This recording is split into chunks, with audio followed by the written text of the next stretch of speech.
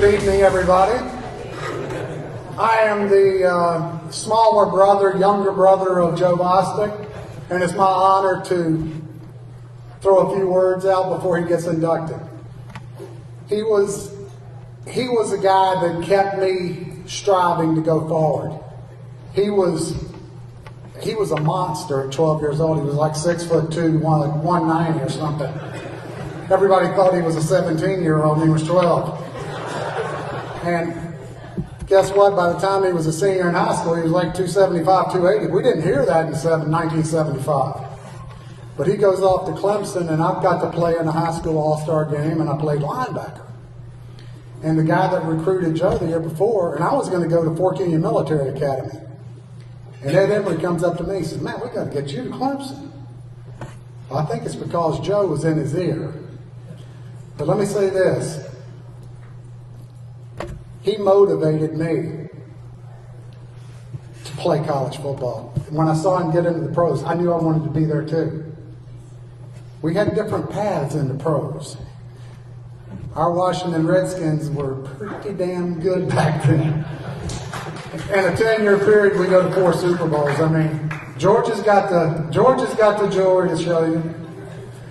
But I will say this. My brother's about as loyal, honest, and hardworking as anybody you're going to see. So put your hands together for the next enshrinee.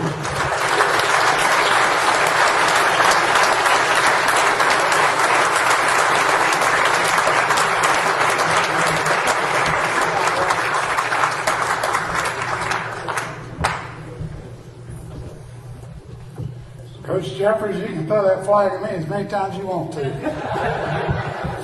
Bill gave you some more minutes. He got some more minutes. That's a good brother. I'm Joe Bostic.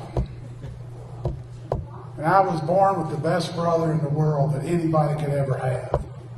Why do I say that?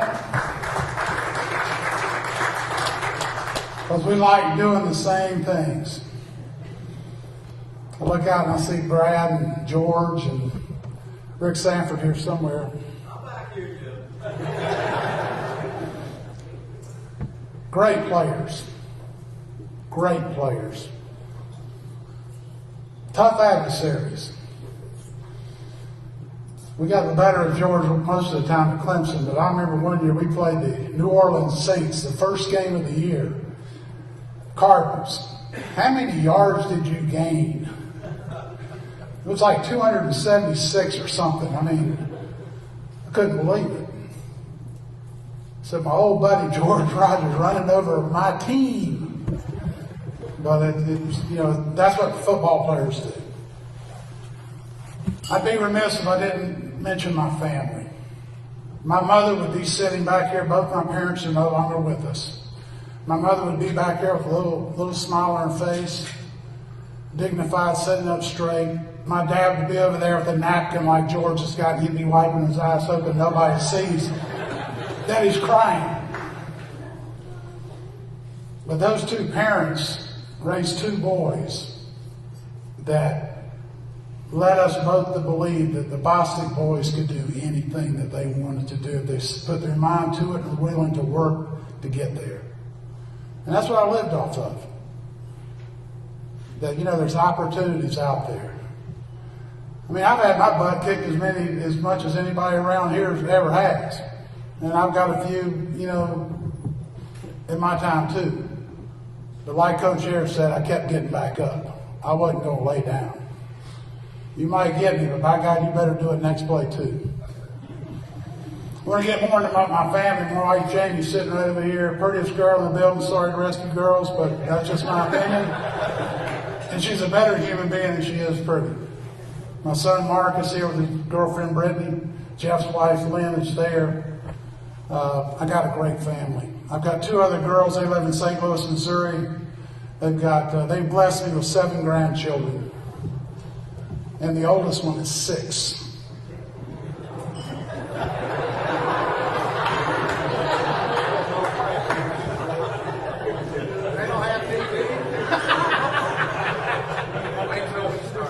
Yeah, and I get their house there last summer, and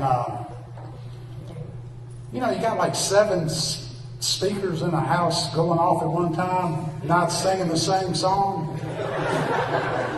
I told my daughters, you got to wean old Grandpa in. I said, I go an hour today, an hour or 15 tomorrow, I go an hour and a half the day after that. I said, Grandpa ain't used to this stuff.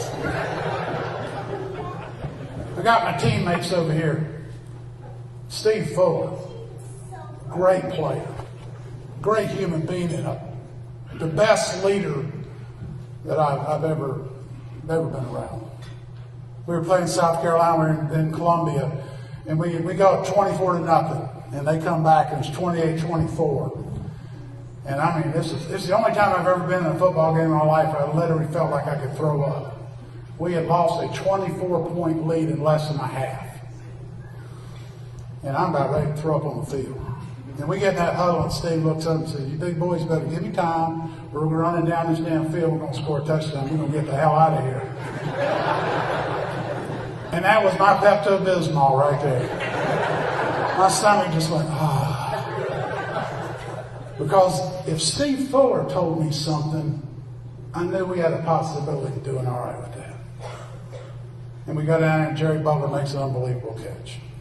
Heartbreaking loss for the Gamecocks, great win for us. We got some other teammates. Guys that are not as great of players as Steve. You got Billy Wingo, Bob Goldberg, Joe Bostic. Billy Wingo played football and baseball. Got hurt, tore his knee up one year. And all the training facilities said, you're not going to be able to play baseball this year. And that's all you had to tell Billy Wingo. First game of the baseball season, who's playing second base? Billy Wingo. And Coach Ayers talked about grit. And those cats back there, I'm going to tell you, are grit. Joe Bostic is a preacher here in town. Or in Greenville, Sparkle. Which one? Easily. I was close. Good human being. Came in, what year did you come in? 76? 77. Came in, walk on. I liked the kid from day one. I sit there and asked him one day, a few years back, I said, Joe, did you ever get in a game? What many plays? 2 plays in 2 years. 2 plays. Every day, battling, working, walking on, paying his own way, because he was dedicated, and he had told somebody somewhere, I'm on the team, and I'm playing. Didn't take no quarter, didn't give no quarter. And I respect guys like that. Because, we're all born, we're not born George Rogers out of Duluth High School, ends up with a Heisman Trophy, great first pick in the draft, all this stuff. Yeah, he worked his butt off, but he had a lot of talent. Everybody doesn't have George Rogers' talent. But I'll tell you what, I appreciate the guy that comes in and works and does his job and does everything he's supposed to do and is full of grit. That's the kind of guys I love. And, I saw this little thing on the University of Virginia. I'm almost through here, and it reminds me so much of what happened at Clemson University when I was playing. The University of Virginia played the University of Baltimore, University of Maryland in Baltimore, and they were the first team, the number 1 seed, had lost to a 16th seed in the NCAA tournament a few years back. And they came back the next year and they won the national championship. The next year they beat Texas Tech in the finals. But they went through that season being the biggest embarrassment that they had lost to a 16th seed. And they saw this doctor on TV, and he made this statement. It is so true in my life and probably in most every person's life here. And it talks about adversity. This doctor said, if adversity is used correctly,